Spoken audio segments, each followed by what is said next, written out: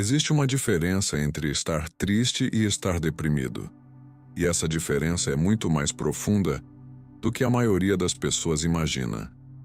A tristeza passa. Ela tem um motivo. Ela se move.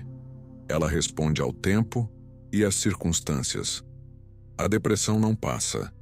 Ela está lá quando você acorda. Ela está lá quando você tenta dormir. Ela está lá nos momentos que deveriam ser alegres. E a ausência de alegria nesses momentos é ela mesma uma forma de sofrimento. Você pode ter tudo: família, trabalho, amigos, conquistas, e sentir um vazio que nenhuma dessas coisas preenche. Um peso invisível que ninguém mais vê, mas que você carrega em cada momento de cada dia. Os afastamentos por transtornos mentais cresceram 143% em 2025 no Brasil, impulsionados sobretudo por ansiedade e depressão, aproximando o país de quase 500 mil de licenças médicas por causas psicológicas. Brasil C23. A depressão não é fraqueza, não é falta de fé, não é ingratidão pela vida boa que você tem. É uma condição médica documentada, com causas neurobiológicas, com impacto físico mensurável e com tratamentos eficazes comprovados pela ciência. Hoje vamos falar sobre depressão com honestidade, com ciência e com esperança. Porque entender o que está acontecendo no seu cérebro é o primeiro passo para começar a mudar.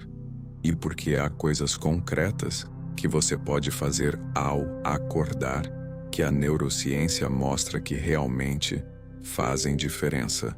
A depressão clínica, ou transtorno depressivo maior, é reconhecida pela OMS como uma das principais causas de incapacidade no mundo.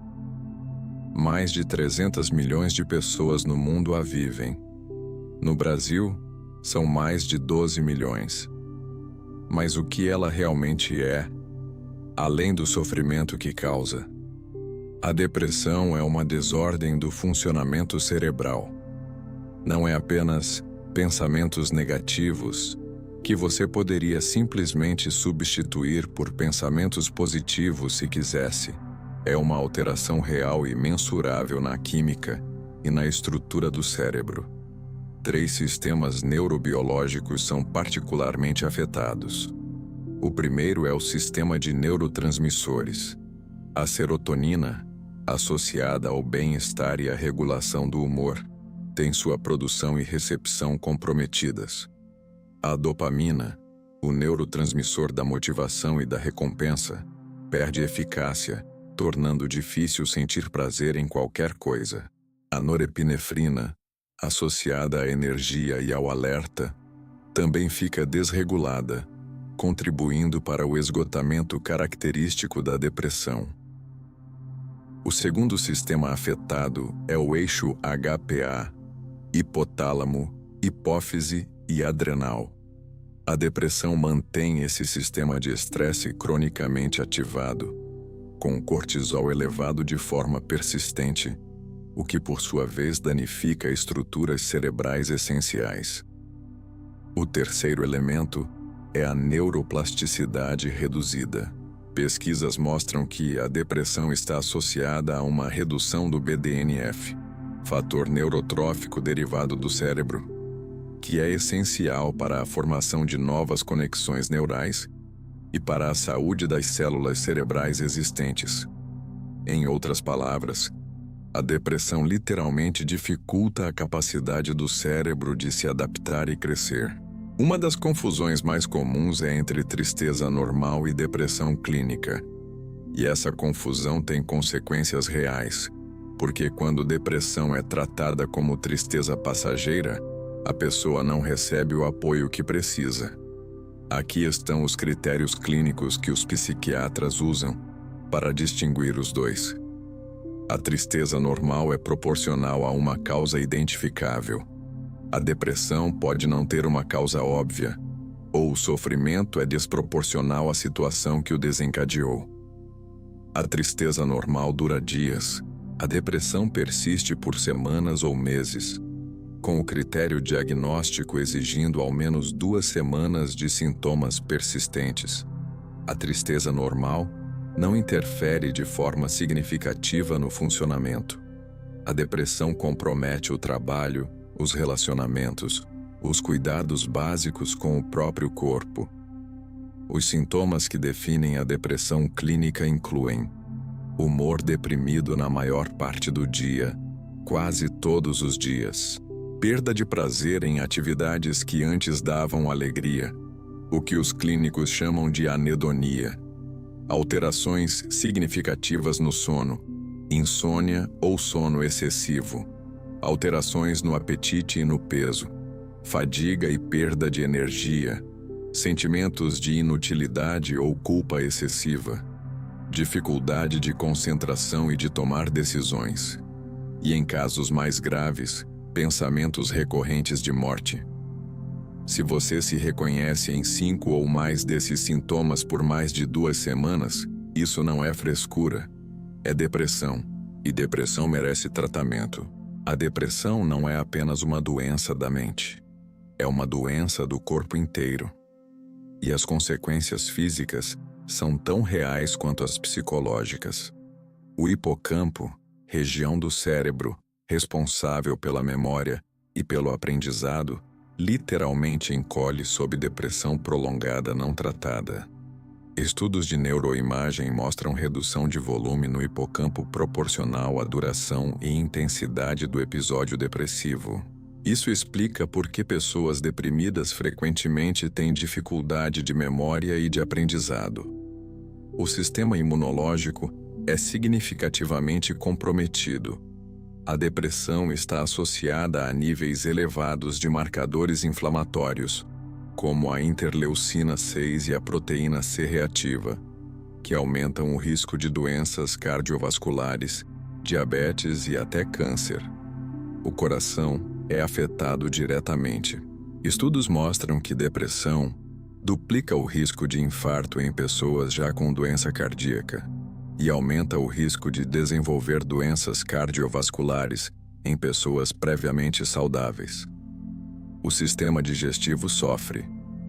O intestino tem mais de 100 milhões de neurônios e produz 90% da serotonina do corpo. A desregulação da serotonina na depressão afeta diretamente a função intestinal, criando um ciclo bidirecional onde intestino afetado piora o humor e humor afetado piora o intestino. E o sono é profundamente fragmentado, não apenas pela dificuldade de adormecer, mas pelas alterações na arquitetura do sono, com redução das fases profundas restauradoras. A pessoa dorme, mas não descansa. A depressão é tratável. Essa é a mensagem mais importante deste vídeo, e a que mais pessoas precisam ouvir. Com o tratamento adequado, 80 a 90% das pessoas com depressão melhoram significativamente. O problema não é a falta de tratamentos eficazes, é a falta de acesso e a resistência em buscar ajuda. O tratamento de primeira linha para depressão moderada a grave é a combinação de psicoterapia e medicação quando necessária. A terapia cognitivo-comportamental tem a maior base de evidências científicas para depressão, mostrando eficácia comparável à medicação em depressões leves a moderadas e superior à medicação isolada em prevenir recaídas. Mas além do tratamento clínico formal, há práticas cotidianas com respaldo científico robusto que atuam diretamente nos mecanismos neurobiológicos da depressão. O exercício físico é o mais poderoso deles. Uma meta-análise de 2023 do British Medical Journal analisou 97 estudos e concluiu que exercício é comparável à medicação para depressão leve a moderada. O mecanismo é direto. Exercício aumenta o BDNF, o fator de crescimento neuronal que a depressão reduz. Estimula a produção de serotonina e dopamina e reduz a inflamação sistêmica. 30 minutos de exercício aeróbico 3 vezes por semana produzem mudanças neurobiológicas mensuráveis em semanas. A exposição à luz solar matinal é o segundo mais poderoso. A luz do sol pela manhã regula o ritmo circadiano, sincroniza o relógio biológico e estimula a produção de serotonina. Pesquisas mostram que 20 a 30 minutos de exposição à luz natural pela manhã, especialmente nas primeiras 2 horas após acordar, tem efeito antidepressivo documentado. E a conexão social. A solidão e o enfraquecimento de vínculos sociais são gatilhos silenciosos para a ansiedade e depressão. E a reconexão social genuína é um dos mais poderosos antídotos disponíveis. A depressão cria um paradoxo cruel. As coisas que mais ajudam são as mais difíceis de fazer quando você está deprimido. Exercitar quando não tem energia. Sair quando quer se isolar. Conectar quando quer se fechar. Por isso a abordagem precisa ser diferente. Não de transformação total imediata, mas de passos mínimos viáveis que criam momentum, mesmo com energia zero. A primeira prática ao acordar é a exposição imediata à luz. Antes de qualquer coisa, abra a cortina ou vá até uma janela. 2 minutos de luz natural nos olhos ao acordar são suficientes para começar a sincronizar o ritmo circadiano e ativar a produção de serotonina. É a menor ação possível com o maior impacto neurobiológico. A segunda prática é o movimento mínimo. Não a academia, não a corrida. 5 minutos de caminhada no quarteirão, ou 10 minutos de alongamento, ou qualquer movimento que seu corpo consiga fazer hoje. A pesquisa mostra que mesmo doses muito pequenas de exercício têm efeito mensurável no humor. E que começar pequeno é o que cria o hábito que cresce. A terceira prática é uma conexão social intencional. Não uma conversa perfeita. Uma mensagem para alguém de quem você gosta. Um bom dia genuíno. Uma chamada curta. A depressão isola, e a única forma de interromper o isolamento é um passo pequeno em direção à conexão, mesmo quando parece difícil demais. E a quarta, e mais importante, é buscar ajuda profissional se você reconhece os sintomas que descrevemos. Não como o último recurso, como o primeiro passo inteligente. Se você está vivendo com depressão, ou se reconheceu alguém que ama neste vídeo, preciso que você ouça isso com atenção. Você não escolheu isso. Não é fraqueza, não é falta de gratidão, não é falta de fé. É uma condição médica real que afeta seu cérebro, da mesma forma que diabetes afeta o pâncreas ou hipertensão afeta o coração.